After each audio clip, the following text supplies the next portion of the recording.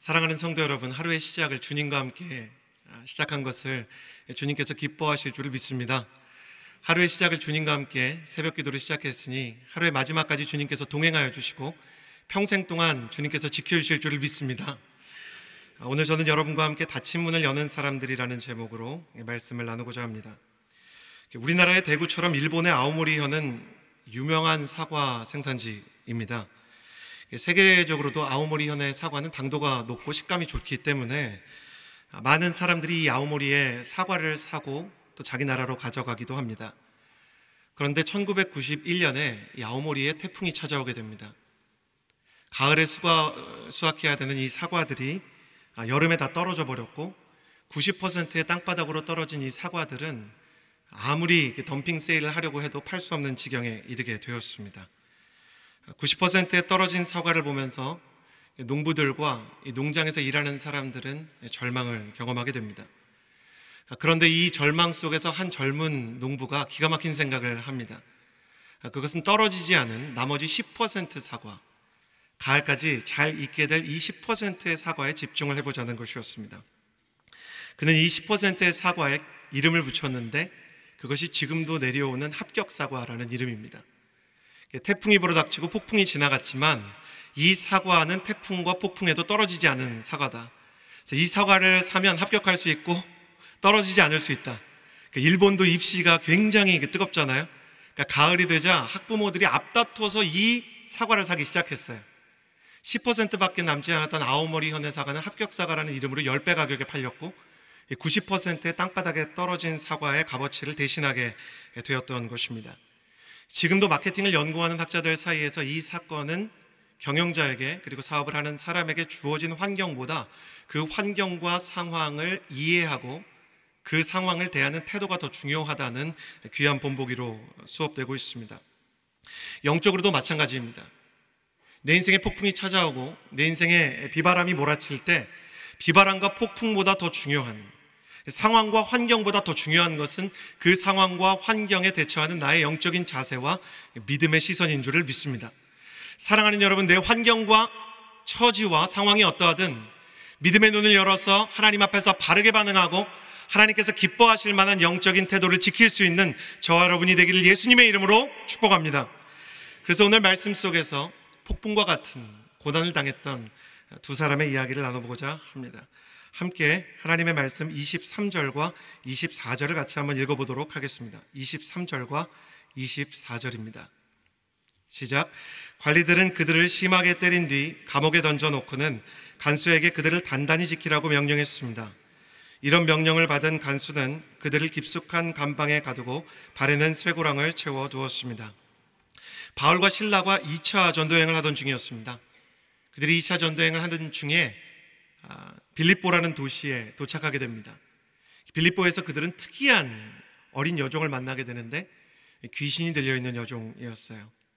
그런데 이 귀신 들린 여종이 귀신만 들린 게 특이한 게 아니라 바울과 실라와 이 바울 선교팀을 따라다니면서 날이면 날마다 방해를 하는 거예요. 그러니까 말씀에 따르면 사도 바울도 그냥 지나가려고 했고 굳이 대응하려고 하지 않았지만 너무너무 매일매일 찾아와서 선교 사역을 방해하니까 사도 바울이 예수 그리스도의 이름으로 귀신을 내어 쫓는 사건이 일어나게 됩니다. 사랑하는 여러분, 여러분도 여러분을 쫓아다니는 귀신을 예수의 이름으로 쫓을 수 있는 권세가 생기게 되기를 예수님의 이름으로 축복합니다. 귀신이 나갔어요. 기쁜 일 아닙니까? 사람들이 즐거워야 되지 않습니까? 근데 이 여종을 데리고 있던 주인은 오히려 경로를 하는 겁니다. 왜 경로를 했는가?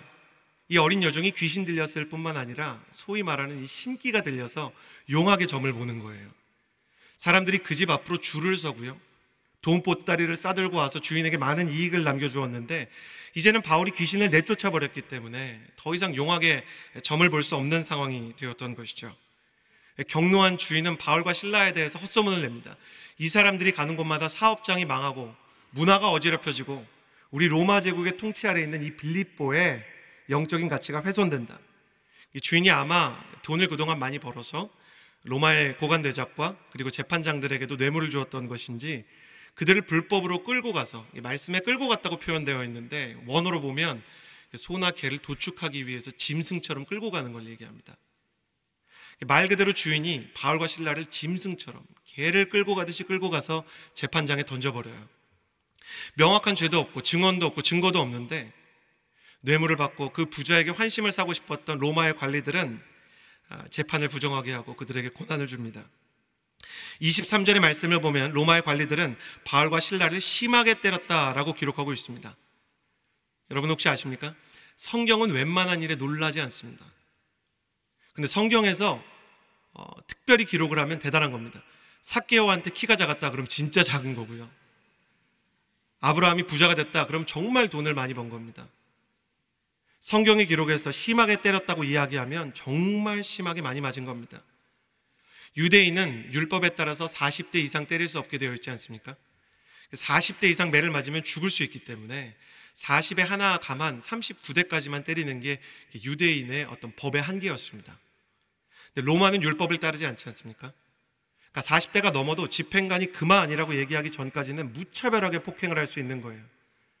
바울과 실라가 얼마나 많이 맞았는지 훗날 바울은 고린도후서 11장 23절에서 매를 수없이 맞고 여러 번 죽을 뻔하였다라고 표현할 정도였습니다. 이 뒤에 40에 감한 매를 따로 이렇게 기록해 놓은 걸로 보아서 고린도후서 11장 23절에서 매를 많이 맞았다는 건 40대 이상 맞아서 등이 다 찢어진 형태를 얘기하는 것이었을 겁니다. 24절은 더 처참합니다. 바울과 실라는 깊숙한 감방에 가두었다라고 기록되어 있는데 로마는 감옥이 3개로 되어 있거든요. 가장 이제 바깥에 있는 창문이 있고 햇살이 들어오는 외옥이 있고요. 그보다 조금 더 범죄를 심하게 저지른 사람들은 안쪽 방인 내옥에 있고 가장 깊은 지하 감옥이 있는데 이 지하 감옥에는 살인범이나 반역자 아니면 흉악범이 들어있는 곳이에요. 바울과 실라는 지금 깊숙한 감옥인 지하 감옥에 갇히게 되었습니다. 철통 같은 보안을 자랑하고 굳게 닫힌 철문, 아주 두꺼운 철문으로 견고하게 잠겨있는 곳입니다. 게다가 발에는 쇠고랑을 채워두었다라고 24절에 기록되어 있는데 이 발에 쇠고랑을 채웠다, 이 단어가 너무 가슴 아픈 단어예요. 이것은 로마의 형틀 중에서도 가장 수치스러운 발에 채우는 족쇄로 가랑이가 찢어질 정도로 이렇게 다리를 벌립니다. 그리고 양 다리를 고정시켜서 쇠살주설로 묶어버리고 사람이 다리를 오므릴 수 없게 하는 것이죠. 그러니까 바울과 실라는 고통스러웠을 뿐만 아니라 수치스럽고 막연했을 것입니다. 그리고 25절에 한밤중 깊은 밤이 찾아오게 됩니다. 얼마나 서러웠겠습니까? 제가 이렇게 군대를 갔을 때 생각해 보면 기합을 받고 부당한 일로 많이 혼나고 나서 밤에 이렇게 침낭 안에 들어가면 남몰래 이렇게 눈물이 나고 서럽다는 느낌을 받았습니다. 바울과 실라도 그랬을 것입니다. 침상에 누워가지고 찢어진 등을 어루만지며 그리고 이 오므릴 수 없는 다리를 보면서 수치스러움과 고통을 느꼈을 것입니다. 그러나 그 밤하늘에 하나님의 은혜와 임재의 별이 떠오르기 시작합니다. 여러분, 우리가 모두 알듯이 밤하늘에 있는 별은 낮에 있는 하늘에도 그 자리를 지키고 있습니다. 그런데 태양이 너무 밝을 때는 그 별빛이 보이지 않을 뿐이죠. 그러나 밤하늘이 찾아오고 깊은 어두움이 모든 것을 뒤덮으면 비로소 별들이 빛나기 시작하는 것입니다. 하나님의 은혜가 이와 같습니다. 하나님의 은혜는 우리가 벌건 대낮을 돌아다니고 축복과 그리고 많은 조건들과 많은 사람들로 가득하여서 평안할 때는 잘 보이지 않다가 내 인생에 깊은 밤이 찾아오고 깊은 감옥 가운데 닫힌 문 앞에 서 있을 때 비로소 빛나게 되는 것입니다. 하나님의 은혜는 언제나 우리와 함께 있지만 깊은 밤에는 드디어 빛을 발하게 됩니다. 혹시 닫힌 문 안에서 깊은 감옥에 갇혀 내일을 바라볼 수 없는 처참한 환경 속에 있는 분이 계십니까? 저는 여러분을 위해 축복하고 기도합니다. 하나님께서 은혜의 별빛과 아름다운 하나님의 임재의 등불로 여러분의 어둠을 밝혀주시기를 예수님의 이름으로 축복합니다. 그렇다면 어떻게 그들은 하나님의 은혜와 임재를 닫힌 문 안에서 발견하게 되었는가? 첫 번째로 여러분과 나누고 싶은 메시지는 닫힌 문 안에도 하나님께서 계신다라는 것입니다. 우리 인생에도 사도 바울이 갇혔던 깊은 감옥처럼 아무도 들어올 수 없고 누구도 찾아와서 도와줄 수 없는 닫힌 문이 있습니다. 자녀가 수능을 볼 때를 한번 생각해 보십시오. 부모가 자녀를 사랑하면 자녀가 시험을 보는 학교 문 앞까지는 데려다 줄 수 있습니다. 그러나 부모가 도와줄 수 있는 건 그 닫힌 교문, 그 철문 앞까지입니다. 교문을 지나가면 이제 자녀 혼자 들어가서 시험을 혼자 치러야 하는 것입니다. 배우자가 두 부부가 아무리 서로 사랑을 해도 남편이 병이 들고 아내가 병이 들어서 의사가 수술을 해야 됩니다 라고 말하면 병원비를 내주고 시간의 여유가 있으면 같이 병상을 지켜 간호를 한다 할지라도 수술실 안으로는 배우자가 같이 들어갈 수가 없습니다. 아무리 사랑해도 같이 들어갈 수 없는, 아무리 아껴도 해결해 줄 수 없는 닫힌 문이 있습니다. 그러나 아무도 들어올 수 없는 닫힌 문 안으로 누가 들어올 수 있습니까? 예수님이 들어오실 수 있는 줄을 믿습니다. 할렐루야. 예수님께서 부활하신 저녁을 다룬 요한복음 20장을 보면 제자들은 문을 걸어 잠그고 있었어요. 너무나 두려웠기 때문에. 예수님을 죽인 사람들이 자기도 죽일까 봐 두려웠기 때문에 이제 문을 걸어 잠그고 나가지 못하고 꽁꽁 그들이 스스로를 가두고 있는데 예수님께서 그곳으로 들어오십니다. 어떻게 들어오셨는가? 문을 열어주지 않았지만 닫힌 문으로 들어오신 것입니다. 예수님은 닫힌 문으로 들어오시는 분이십니다. 아무도 들어올 수 없는 곳으로 들어가시는 분이십니다. 누구도 예수님의 출입을 방해할 수 없고 그 어떤 것도 예수님의 임재를 막을 수가 없는 것입니다. 사랑하는 여러분, 믿으십시오. 내 자녀가 시험을 볼 때 나는 같이 들어갈 수 없지만 하나님께서는 함께 들어가실 수 있는 줄을 믿습니다. 나의 가족이 수술을 받을 때 나는 같이 들어갈 수 없지만 예수님께서는 그 병실에 함께 들어가시고 수술실에 함께 들어가실 수 있습니다. 그런데 문제가 있습니다. 주님께서 닫힌 문 안에 함께 계시고 주님께서 어떠한 감옥에 뚫고 들어오셔도 막상 우리가 그것을 볼 수 없을 때가 있다는 것입니다. 요한복음 20장에 예수님께서 부활하신 아침에 막달라 마리아가 예수님이 죽었다고 생각하고 예수님의 무덤을 향해 갑니다. 무덤을 향해 나아갔는데 예수님의 시체가 없는 거예요.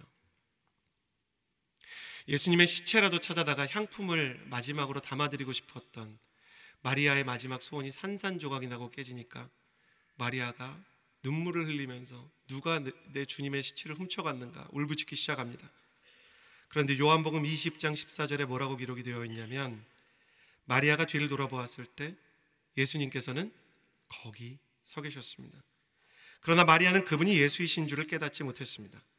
예수님께서 마리아를 떠난 것이 아니라 단지 마리아가 예수님을 보고도 보지 못하고 느끼지 못했던 것입니다. 그러나 반대로 이야기하면 마리아가 보지 못하고 깨닫지 못하고 느끼지 못해도 예수님은 거기에 계셨다는 사실이 중요합니다. 그러므로 우리에게 중요한 것은 이것입니다. 내 감각이 어떻든지, 내가 기도할 때 느껴지는 영적인 흐름이 어떻든지 모든 상황과 장애에도 불구하고 예수님께서는 지금 나와 함께 계시다는 사실을 믿음으로 고백하고 우리가 믿음으로 바라보아야 한다는 것입니다. 우리가 눈으로 보고 이성과 상식과 경험의 눈으로 보면 내 가족의 복음 전파의 문이 다 닫혀버린 것 같아요. 자녀의 마음의 문이 다 닫혀버린 것 같고 남편과 아내가 다시 교회로 돌아올 것 같지 않습니다. 복음을 전하려고 하는데 기도를 하려고 하는데도 불구하고 더 악해지고 상황이 악화되는 것 같아요. 바울과 실라가 복음을 전하려다가 오히려 감옥에 갇힌 것처럼 여보 교회 가자, 자녀들에게 함께 예배드리러 가자, 그렇게 용기를 내서 말했는데 오히려 핍박을 받고 오히려 비난을 받을 때 우리 가정의 복음화의 문은 닫힌 것처럼 느껴집니다. 그러나 내 눈에는 닫힌 것처럼 보여도 이미 예수님께서는 그 닫힌 문 안으로 들어가 계시고 내 가족을 구원할 계획을 세우고 계시는 줄을 믿습니다. 내 감정대로 기도해서는 안 됩니다. 사단이 두려워하는 것은 내 감정이 아닙니다. 사단과 악한 영이 두려워하는 것은 우리의 감정이나 우리의 감각이 아니라 우리의 믿음인 줄을 믿습니다. 그러므로 내 이성과 상식과 경험, 느껴지는 내 감정과 감각과 상관없이 주님께서 우리와 함께 계신다는 사실을 믿을 수 있게 되기를 예수님의 이름으로 축복합니다.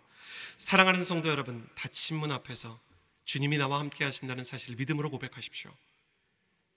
내가 영적으로 침체되어 있다고 해도, 내 기도 제목이 아무리 응답의 길이 요원해 보인다 하더라도, 여러 번 기도했지만 수치인불명의 편지처럼 자꾸 이 기도가 반송되는 것처럼 느껴져도 주님께서 이 기도를 듣고 계시고 지금 나와 함께 하신다는 사실에 대해 믿음으로 고백하는 믿음의 기도자들, 하나님을 바라보는 집중된 성도들, 예수님을 바로 바라보는 예수 바보가 되시기를 예수님의 이름으로 축복합니다.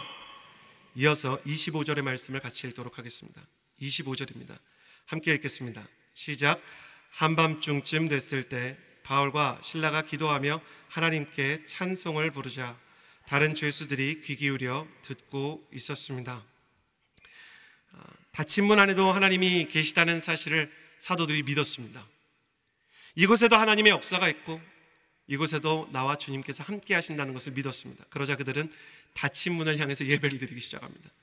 문은 닫혀 있고 옥은 단단하지만 매질에 찢긴 등이 막 아려오기 시작하지만 그럼에도 불구하고 바울과 실라가 그곳에서 찬양을 드리기 시작합니다. 그러자 그들의 찬양과 기도에 놀라운 일이 일어나기 시작합니다. 26절의 말씀을 같이 한번 읽어보도록 하겠습니다. 26절 함께 읽겠습니다. 시작. 그런데 갑자기 큰 지진이 일어나 감옥이 기반부터 흔들렸습니다. 곧바로 감옥 문이 모두 열리고 죄수들을 묶고 있던 쇠사슬도 풀렸습니다. 우리는 이 말씀을 통해서 놀라운 사실을 배우게 됩니다. 진정한 예배는 모든 감옥의 문을 열고 사슬을 풀어버린다는 것입니다. 사랑하는 성도 여러분, 축복합니다. 여러분이 예배 드릴 때 여러분을 가두고 있던 모든 닫힌 문들이 열리게 되는 역사가 일어나게 되기를 예수님의 이름으로 축복합니다. 굳게 닫혔던 질병의 문들은 열릴지어다. 굳게 닫혔던 진로와 사업의 문들도 열리게 될지어다.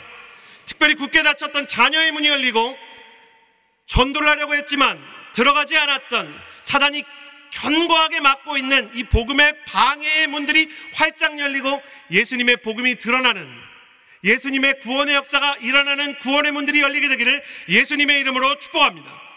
그 일을 위해서 사도 바울과 실라처럼 우리에게 필요한 것이 있습니다. 감옥에 갇혔다면 원망과 불평이 당연한 거 아니겠습니까? 눈에 보이는 게 없고 귀에 들리는 게 없고 손에 잡히는 게 없는데 풀려난 근거도 없고 심지어 하나님께서 보내신 길을 따라서 순종하면서 왔는데 만난 고난이라면 억울하지 않겠습니까? 저는 모세와 함께 광야 생활을 했던 이스라엘 백성들이 조금 이해가 됩니다. 아니, 하나님께서 이끄셨는데 홍해를 가르셨다면 광야에서도 빨리 물을 좀 주시지, 고기도 주시고 젖과 꿀이 흐르는 땅을 빨리 분양해 주시지, 그걸 해주지 않으시고 너무 오랫동안 이 광야를 헤매게 하니까, 그리고 물이 없으니까 그들이 불평하지 않습니까? 그게 인간의 본성이 아닌가 싶습니다. 그러나 그게 인간의 본성일지언정 신앙인의 자세는 아닙니다. 바울과 실라는 인간의 본성을 뛰어넘습니다.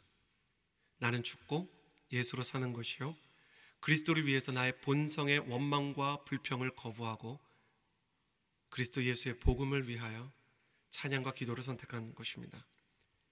하나님께 그들이 감옥에서 드리는 찬양과 기도는 진실했을 것입니다. 하나님께서 나와 함께 계시다는 그 깊은 고백을 가지고 하나님께 기도할 때 하나님의 마음이 감동되었을 것입니다. 특별히 말씀을 보면 어떻게 기록되어 있는가? 25절의 말씀을 보면 바울과 실라가 기도하고 찬양할 때 다른 죄수들이 다 들었다 되어 있습니다. 아마 매우 큰 소리로 찬양하고 기도했던 것 같아요. 기도를 부르짖어서 했을 것이고 찬양이 목이 터져라 소리를 질렀을 것입니다. 눈에서는 눈물이 흘러나오고 입에서는 찬양과 기도가 터져나오는데 다른 사람들이 조용히 해라 라고 말할 수 없을 정도로 너무나 처절하고 너무나 진실한 예배가 드려지기 시작했던 것입니다. 저는 우리의 예배도 이랬으면 좋겠습니다. 습관적으로 종교적으로 그냥 앉아있다가 가는 예배가 아니고 새벽 기도는 내일도 있으니까 주일 예배는 다음 주에도 있으니까 그냥 왔다 가는 그런 예배가 아니라 닫힌 문 앞에서 하나님, 이 문 앞에서도 나는 기도를 합니다. 비록 갇힌 문이 나를 낙담하게 하고 감옥과 같은 이 현실이 나를 절망하게 하지만 그럼에도 불구하고 나는 믿음의 눈을 들어서 하나님이 나와 함께 계시다는 사실을 고백하기를 원합니다. 부르짖어서 기도하고 하나님께 오히려 감사하면서 내 눈에 보이는 것이 없고 귀에 들리는 것이 없고 손에 잡히는 것이 없어도 나는 이곳에 계신 하나님을 찬양할 것입니다.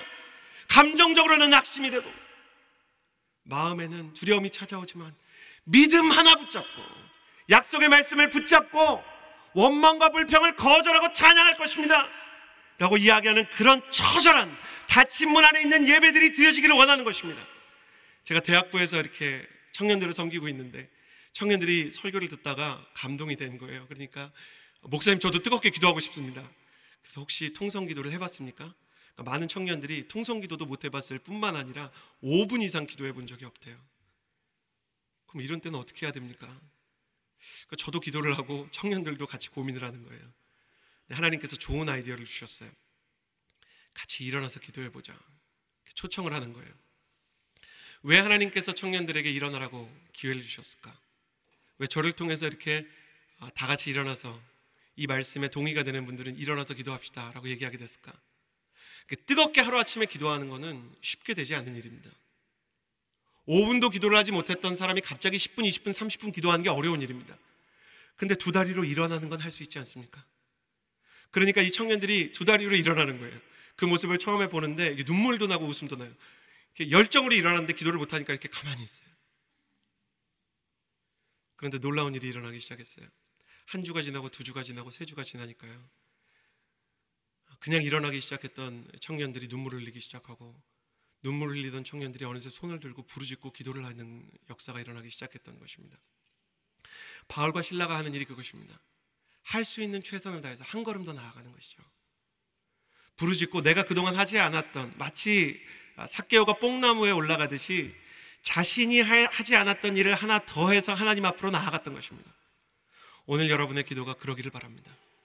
그동안 있었던 모든 영적인 기록을 초월해서 레코드 브레이커, 기록을 경신하는 그런 거룩한 한 해를 맞이하는 성도들이 되기를 예수님의 이름으로 축복합니다. 이전보다 기도가 더 뜨거워지고 더 부르짖고 하나님 앞에서 일어서서 손을 들고 주여 부르짖으며 기도하며 나아갈 때 우리 앞에 놓인 이 닫힌 문들이 열리게 되는 것을 경험하게 되기를 예수님의 이름으로 축복합니다. 그런데 닫힌 문이 열리고 나서 더 놀라운 일이 일어납니다. 27절과 28절의 말씀을 같이 읽도록 하겠습니다. 27절과 28절입니다. 함께 읽겠습니다. 시작. 간수가 잠에서 깨어 일어나 감옥문이 모두 열린 것을 보자 죄수들이 도망친 줄로 생각하고 칼을 뽑아 자살하려고 했습니다. 그때 바울이 큰 소리로 외쳤습니다. 당신 몸을 상하게 하지 마시오. 우리가 다 여기 있소. 닫힌 문 안에 하나님이 계셨습니다. 닫힌 문 안에 계시는 하나님을 믿고 부르짖어 기도한 바울과 실라의 예배를 통해 모든 감옥의 문이 열렸습니다. 그런데 바울과 실라는 닫힌 문이 열린 뒤에 열린 문으로 나가기를 거절합니다. 감옥문이 다 열린 것을 보고 간수는 이제 칼을 빼서 자살하려고 했습니다. 당시 로마법에 따르면 간수가 죄수를 놓치면 보통 일반적으로 사형을 당했습니다. 뿐만 아니라 이 간수가 혹시라도 죄수를 일부러 풀어줬다라고 의심될 만한 정황이 있으면 실패의 책임을 간수에게만 묻는 것이 아니라 간수의 가족까지 벌을 받았습니다. 반역자의 집안이 되는 것입니다. 중요한 죄인들을 잡아놨는데 풀어준 간수는 반역죄와 같이 다스리고 그 가족을 처벌하는 문화가 있는 지역이 있었기 때문입니다. 간수는 어쩌면 스스로 저항하다가 죽은 것처럼 자결을 통해 자기의 이 저항을 위장하고 그것을 통해 가족이라도 지킬 생각을 했을지도 모릅니다. 그는 그런 의미에서 책임감 있는 가장이었습니다. 그렇게 그가 자기 가족을 위해 목숨을 던지려고 했을 때 예상치 못한 일이 일어납니다.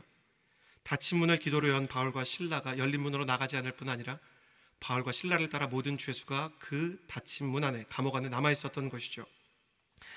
바울도 닫힌 문이 열렸을 때 처음에는 나가야 한다고 생각했을 것입니다.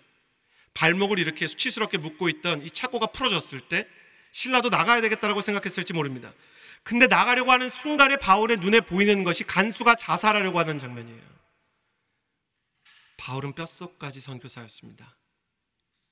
지금 내가 나가서 나 자신의 유익을 구하느니 내가 다시 감옥 안으로 들어가 저 사람에게 복음을 전해야 되겠다라고 생각하게 된 것이죠.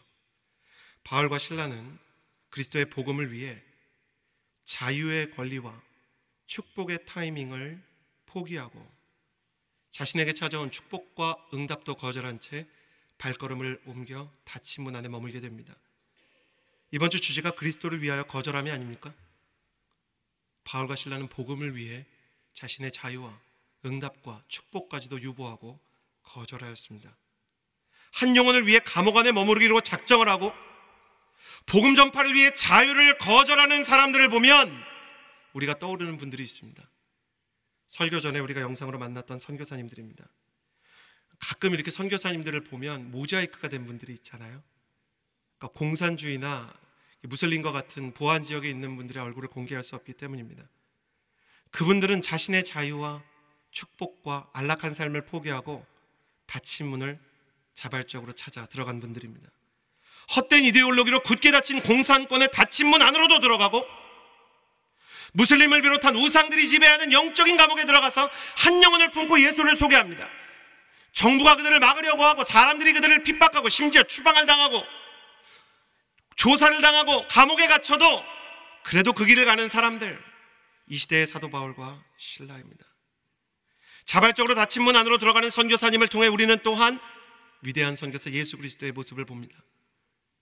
그분은 우리 없는 하늘을 원치 않아서 죄와 사망으로 닫힌 세상 가운데 이 닫힌 문 안으로 들어오신 하나님의 아들이셨습니다. 그렇다면 예수 그리스도를 믿는 우리의 기도는 응답과 축복에서 마침표를 찍어야겠습니까? 자녀의 입시의 문제 하나님께서 해결해 주시는 것이 중요하고, 그리고 질병의 문제를 하나님께서 열어주시는 것도 중요하지만, 여기에서 멈추지 않고 더 중요한 예수님께서 원하시는 곳을 향해 나아가야 되지 않겠습니까? 주님께서 무엇을 원하십니까?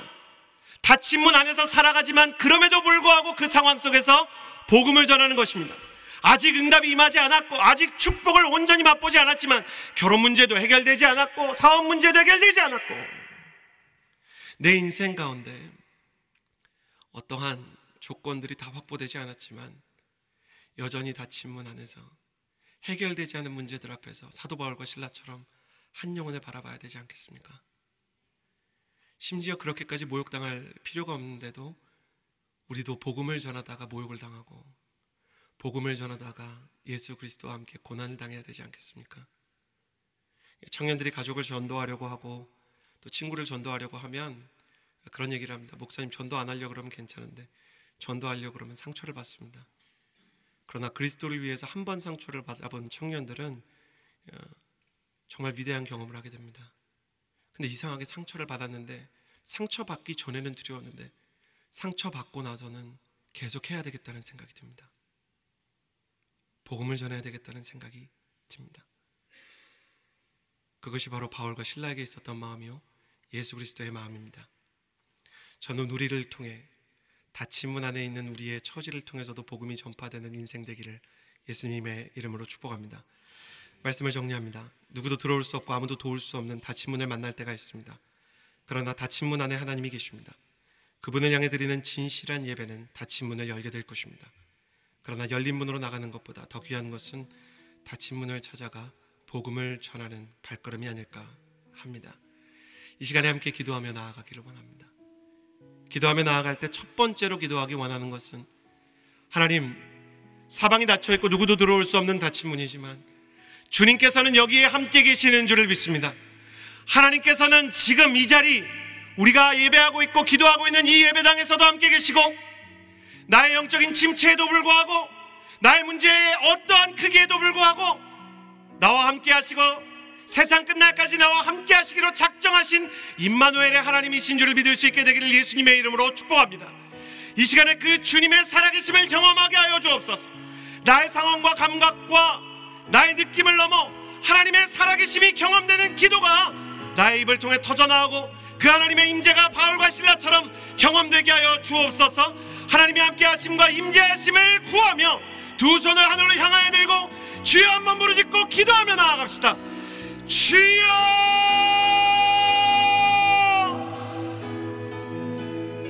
내가 사망의 음침한 골짜기로 다닐지라도 해를 두려워하지 않을 것은 주께서 나와 함께 하심이라. 다윗이 자신의 인생을 정리하면서 고백하였습니다.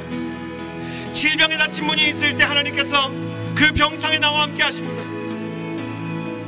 가족의 문이 굳게 닫혀서 코로나 이후에 내 자녀들이 교회로 돌아오고 있지 않지만, 전에 다녔던 교회에서, 전에 경험했던 공동체에서 상처를 경험하여서 다시 교회로 돌아오지 않는 내 남편과 내 아내가 있지만, 나는 그럼에도 불구하고 우리 가정 가운데 하나님께서 함께 하신다는 사실을 믿기를 원합니다. 하나님, 나의 믿음은 연약하고 나의 가슴은 떨리고 내 상식과 이성과 경험의 눈으로는 아무것도 보이지 않으나, 하나님 아버지, 믿음의 눈을 들어서 나와 함께 하시는 주님, 나의 가정의 닫힌 문 안에 함께 계시는 주님을 바라보게 하여 주옵소서. 부활의 저녁, 주님께서 닫힌 문을 열고 그 안으로 들어오신 것처럼 내 가정의 문을 열어주시고 내 인생의 닫힌 문들도 열어주옵소서. 지금 나와 함께 하시는 주님의 임재를 경험하게 해주시고, 하나님, 기도의 문이 닫힌 것 같고 영적인 호흡이 멎은 것 같은 순간에도 하나님 아버지, 우리가 각 사람 가운데 함께 하시는 주님의 바람 같은 불 같은 성령을 경험하게 하여 주옵소서. 하나님 아버지, 언제나 주님께서 나와 함께 하시며 나를 버리지 아니하시며 나를 떠나지 아니하시리라는 그 약속을 신뢰하는 성도가 되게 하여 주옵소서. 하나님, 나의 감은 눈 안에 주님의 임재를 바라볼 수 있는 믿음의 눈이 뜨여지게 하여 주옵소서. 내가 세상에 대해서는 눈을 감고 문제에 대해서는 눈을 감고 이 문제를 주신 하나님의 그 거룩하신 계획 안에는 뜻이 있다는 것을 믿고 하나님께서 계획하신, 하나님께서 예정하신 그 복음의 섭리를 따라 나아갈 수 있게 하여 주옵소서. 내가 어디에 있든 깊은 밤 비로소 빛나는 별처럼 내 인생의 닫힌 문 가운데 더 깊이 임재하시고 더 짙게 내 인생을 찾아오실 하나님을 신뢰합니다. 하나님 아버지, 나와 함께 하심을 알게 하여 주옵소서. 내 눈을 열어 주님의 아름다움을 보게 하여 주시고 주님의 임재를 사모하게 하여 주옵소서. 살아계신 하나님께 집중하게 하여 주옵소서. 주님의 살아계심을 경험하게 하여 주시고 다시 한번 살아계신 하나님의 성령을 충만하게 경험하는 역사가 있게 하여 주옵소서. 주여,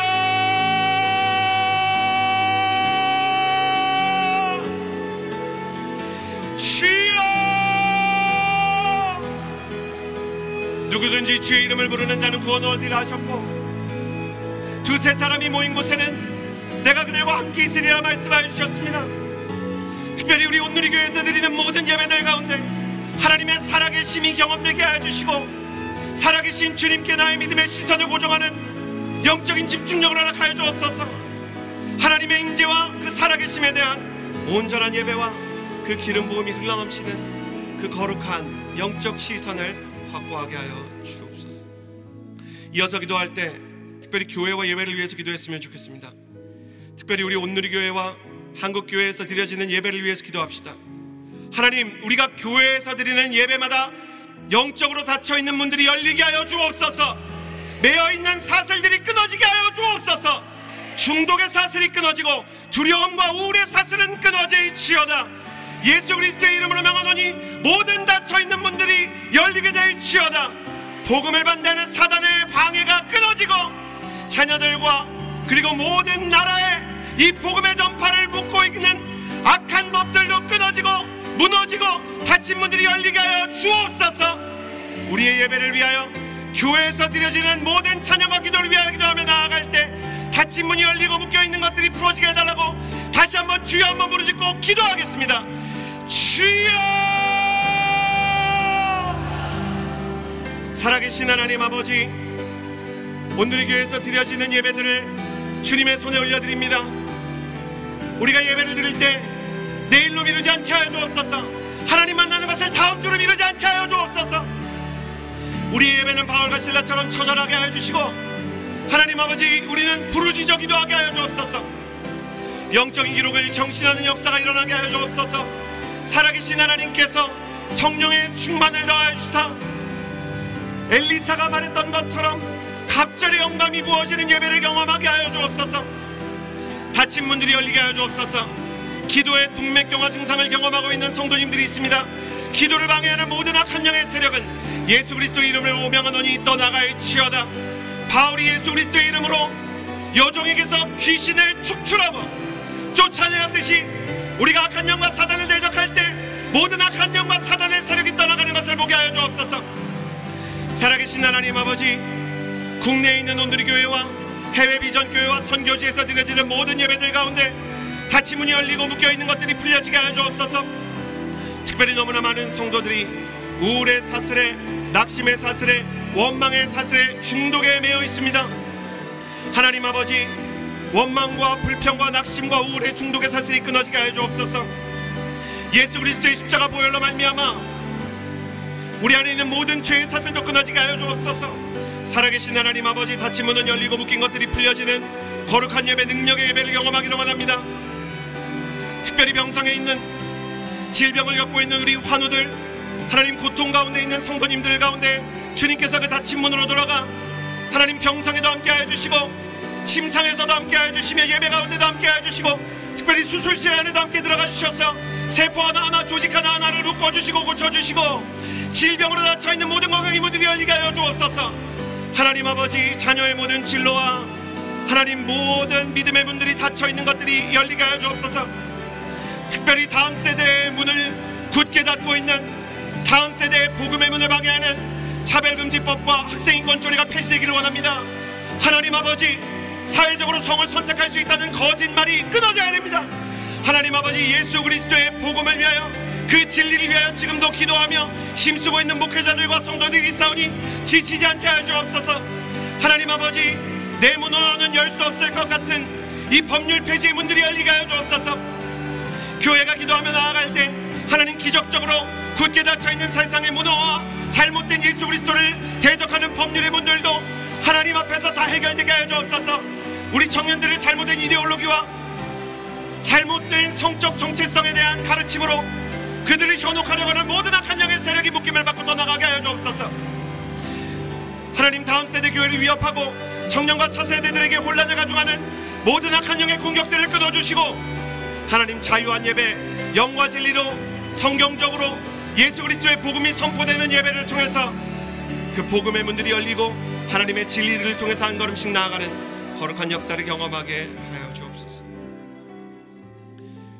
이제 나와 함께 하시는 하나님, 교회를 통해 예배 받으시는 하나님을 넘어서 선교지와 복음 전파를 위해서 기도합니다. 열방 곳곳에서 복음을 전하시는 선교사님들을 위해서 기도합니다.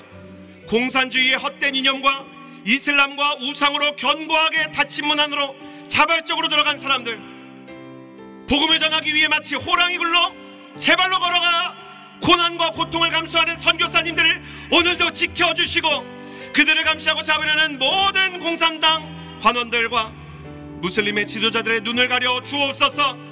자발적으로 예수님처럼 사슬에 매인바된 이 시대의 바울과 실라 선교사님들의 사역 가운데 함께하여 주셔서 그들의 소원대로 모든 상황 속에서 그리스도의 복음이 전해지게 하여 주옵소서.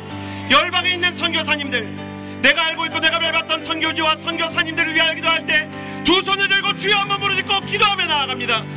주여! 살아계신 하나님 아버지, 그리스도를 위하여 자신의 자유와 축복과 응답마저도 거절하고 마치 호랑이 굴로 자발적으로 들어가는 사냥꾼처럼 복음을 전하기 위하여 선교지로 들어간 선교사님들을 축복하여 주시고 보호하여 주옵소서. 하나님, 그들이 겪고 있는 고통과 하나님, 그들이 겪고 있는 아픔을 하나님께서 아십니다. 하나님 아버지, 그 고통 가운데, 그 아픔 가운데 살아계신 하나님께서 들어가 위로가 되어 주시고, 하나님 아버지, 십자가를 가려야 하고 때로는 성경책을 벌어서라도 자신의 신분을 속여야 하는 홍산권의 선교사님들과 무슬림의 문을 두드리는 주의 자녀들을 불쌍히 여겨 주옵소서.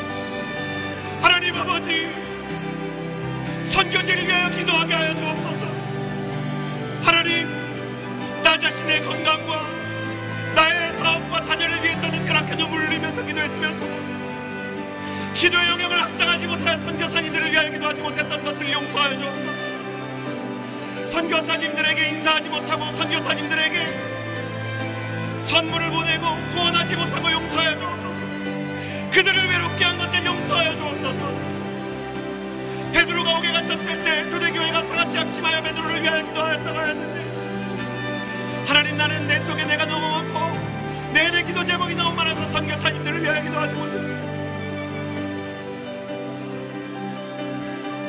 그러나 하나님 아버지, 회개하며 기도하오니 열방 땅 끝에서 기도하며 복음을 전하는 선교사님들과 함께하여 주옵소서. 선교사님들이 닫힌 문 앞에서 눈물을 흘리며 주의 이름을 부르며 주의 이름을 전할 때 그들의 신호는 보호되고 그들의 사역은 감춰지고 그들의 복음이 닫힌 문과 같은 선교지의 영혼들을 향해 뚫고 들어가는 역사가 있게 하여 주옵소서. 오늘 이 아침에 혹 선교지는 밤중에 하나님 아버지께서 한 영혼의 문을 열어주옵소서. 선교사님들이 외롭지 않도록 우리가 기도하게 하여 주옵소서. 온누리 교회가 온누리를 위해서 기도하게 하여 주옵소서. 교회가 교회만 생각하지 않게 하여 주시고, 하나님 아버지, 선교지를 위해서 뜨겁게 기도하며 하나님 앞에서 간절히 부르짖을 때 선교지의 문들이 열리는 역사가 있게 하여 주시고 하나님의 역사가 드러나게 하여 주옵소서. 너희는 먼저 그의 나라와 의를 구하라, 그리하면 이 모든 것을 너희에게 더하시리라 말씀하셨습니다. 하나님 아버지, 하나님의 마음이 가 있는 땅끝과 하나님께서 영원히 전진하시는 그 복음과 선교의 역사에 당신의 마음이 있는 줄 압니다. 주님의 마음이 있는 곳에 나의 마음이 있기를 원합니다. 주님이 바라보는 그 시선 끝에 나의 시선도 맺히기를 원합니다. 하나님 아버지, 선교지를 향한 눈물이 더해지게 하여 주시고 온누리를 향한 우리의 중보가 뜨거워지게 하여 주옵소서. 하나님, 또한 복음을 듣지 않는 하나님 나의 친척들과 하나님 나의 가족들과 이 나라 이 민족을 위해서도 기도합니다. 하나님, 나의 가족과 친척을 향해서는 내가 직접 나아가 복음의 선교사가 되게 하여 주옵소서. 하나님 아버지, 그리스도의 담대한 증인들이라는 주제를 가지고 우리가 하늘을 맞이합니다. 그리스도의 담대한 증인이 되게 하여 주옵소서. 하나님 아버지, 아버지께서 원하시는 전도 대상자가 누군지 알게 하여 주옵소서. 하나님, 모욕을 당하고 핍박을 당하고 거절을 당해도 그들에게 복음 전하게 하여 주시고 포기하지 않게 하여 주옵소서. 주님께서는 영혼을 포기하지 아니하시오매 나도 나의 전도 대상자를 포기하지 않게 하여 주시고 땅끝까지 이르러 증인이 되리라 하셨사오매 나의 땅끝과 같은 나의 직장과 나의 동료와 가정 가운데 복음을 전하며 모욕을 당하며 오히려 나도 닫힌 문으로 들어가 하나님을 위하여 복음의 사신이 되게 하여 주옵소서. 하나님 아버지, 감사합니다. 어떤 닫힌 문이 내 앞에 있다 하더라도, 어떤 상황이 감옥처럼 나를 가두어도 주님께서 그곳에 함께 계시는 줄을 믿습니다. 모든 순간 나와 함께 계시는 주님께 감사를 드립니다. 하나님, 내가 믿음이 연약해질 때마다 주님께서 나와 함께 계신다는 사실을 깨닫게 하여 주옵소서. 그 안에서 우리가 예배드릴 때 모든 닫힌 문이 열리고 묶인 사슬이 풀어지게 하여 주시고, 그 예배를 뛰어넘어 선교지를 위하여 중보할 때 한 영혼이 살아나는 역사, 한 영혼을 살리기 위해 닫힌 문으로 들어가는 선교 역사 멈추지 않게 하여 주옵소서. 그리스도의 담대한 증인이라는 주제로 우리도 하늘을 맞이합니다. 누구를 위해 복음을 전해야 할지 내 가슴속에 한 영혼의 이름을 새겨주시고, 어떤 닫힌 문과 감옥이 기다린다고 해도 그 모욕과 핍박과 거절감에도 불구하고 그들에게 복음을 전하는 그리스도의 담대한 증인이 되게 하여 주옵소서. 이제는 우리 구주 예수 그리스도의 은혜와 하나님 아버지의 사랑과 성령의 교통하심이 이 자리에서 닫힌 문 안에 계신 하나님을 바라보며 그 주님과 함께 복음 전하기 원하는 주의 모든 성도들 위해 이제로부터 영원토록 함께하여 주시기를 간절히 축원하옵나이다. 아멘.